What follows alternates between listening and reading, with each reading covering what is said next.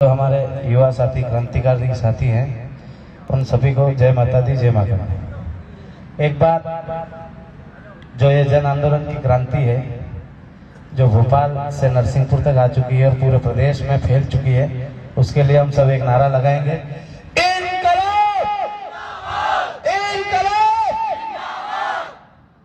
इनकलाब का नारा थोड़ा जोश से लगता है।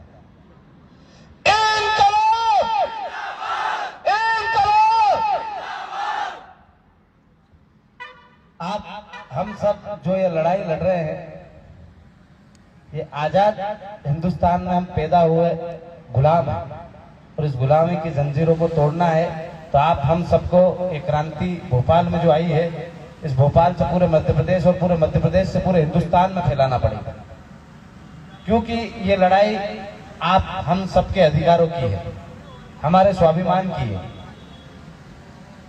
यदि क्षत्रिय समाज आगे आके नहीं लड़ा 36 कौम की रक्षा के लिए, क्योंकि ये जो अन्याय हो रहे हैं 36 कौम पे हो रहे हैं, एक जाति विशेष पे, या हम हमारा नहीं बोल सकते, हमारे ऊपर हो रहे हैं। यदि आर्थिक आधार पे आरक्षण मिलता है तो हर उस गरीब को आरक्षण मिलेगा जो उसका वास्तविक रूप से हकदार है, क्योंकि गरीबी जाति देख के नहीं आती, तो आरक्षण जाति के आधार पर क्यों दे रहे हो? उस हर गरीब के लिए लड़ रहे हैं जो वास्तविक रूप से सरकार की योजनाओं से वंचित है, सरकार की सुविधाओं से वंचित है। हमारी लड़ाई हमारी जाति की नहीं है, क्योंकि हमारे पूर्वजों ने भी 36 कौम की रक्षा के लिए अपना सर्वस्व न्यौछावर किया और आज हम आप सब भी वही दोहरा रहे हैं। आपको, हमको, सबको आगे आके लड़ना पड़ेगा। कल रात की घटना है, परसों एक भाई को ठेकेदारों और जो आबकारी अधिकारी थे उनने उठाया, रात में शाम को 4 या 5 बजे उठाया था। दूसरे दिन उसको थाने में रखा, मारपीट करी और सीधा जेल भेज दिया, और दूसरे दिन रात में वो एक्सपायर हो गया। अभी तक उस भाई को न्याय नहीं मिला है। पूरी रात हो गई हमको धरने पे बैठे हुए, तब वहाँ के कुछ अधिकारी आए, उनने हमें आश्वस्त करा और मजिस्ट्रेट जो जांच होती है वो हमें दी कि इसको मजिस्ट्रेट लोग जांच करेंगे और उसमें जो भी दोषी होगा उसे आरोपी साबित करके सलाखों के पीछे भेजेंगे, और जो भी आर्थिक सहायता सरकार दे सकती थी उनने आप सबके माध्यम से उनको मिली। पर आज हमने अपना एक भाई खो दिया।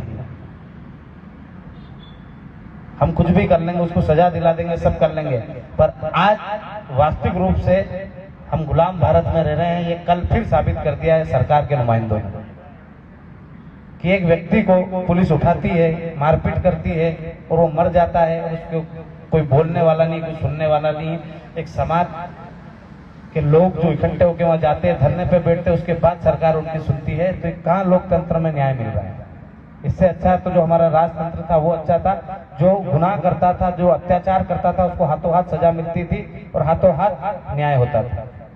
आज कहाँ गई वो न्याय व्यवस्था? कहाँ गई वो कानून व्यवस्था? क्या कर रही है सरकारें? क्या कर रहे हैं आज के विधायक सांसद जो जीत के जाते हैं? क्या उन लोगों पे अंकुश नहीं लगा सकते?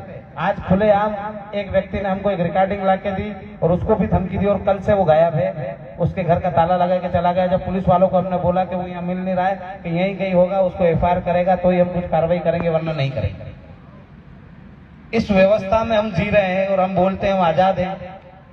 आपको, हम सबको एकजुट होके पार्टी विचारधारा से ऊपर उठ के, मैं मानता हूं यहाँ बहुत सारे लोग विराजमान हैं, बहुत ज्यादा संख्या में है, हर पार्टी वर्ग विशेष से होंगे, कोई भाजपा को वोट करता होगा, कोई कांग्रेस को वोट करता होगा, पर हमारे पूर्वजों ने हमें ऐसी कौम में पैदा किया है जो पैदा ही लड़ने के लिए हुई है, न्याय के लिए हुई है। हम किसी पार्टी के गुलाम नहीं हैं। आज आपको, हम सबको पार्टी विचारधारा से ऊपर उठ के लड़ना पड़ेगा।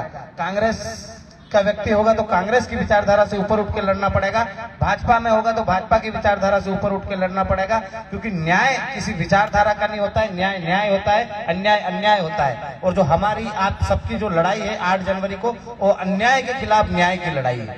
हम न्याय मांगने जा रहे हैं, हमको न्याय चाहिए, और यदि हमें न्याय नहीं मिला तो हम उसको छीनेंगे भी सही, उसको अपनी पूरी ताकत से लेंगे, पर वो छीनने के लिए आपको अपने आप को जो लोकतांत्रिक व्यवस्था है उसमें स्थापित करना पड़ेगा। आपको, हमको, हमारे लोगों को उस व्यवस्था में भेजना पड़ेगा, क्योंकि सर काटने से ज्यादा सर गिनाने जरूरी है इस लोकतंत्र में।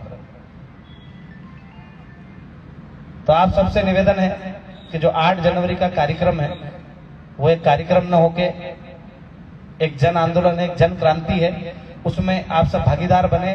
और जितने भी यहाँ साथी मेरे साथ विराजमान है, युवा साथी, और जितने भी बुजुर्ग विराजमान है, ये जो 21 सूत्री मांगे हैं ये पढ़ एक बार आप सब पढ़ना और आपके साथियों जो आसपास हो उनसे भी पढ़ के समझना और इसमें देखना कि क्या ये हमारे एक अधिकारों की लड़ाई नहीं है, क्या ये जो लड़ाई हम लड़ रहे हैं गलत है। आप हम सब इस हिंदुस्तान में जितने भी लोग निवासरत है अधिकतर किसान है, क्योंकि मध्य प्रदेश ही नहीं भारत कृषि प्रधान देश है।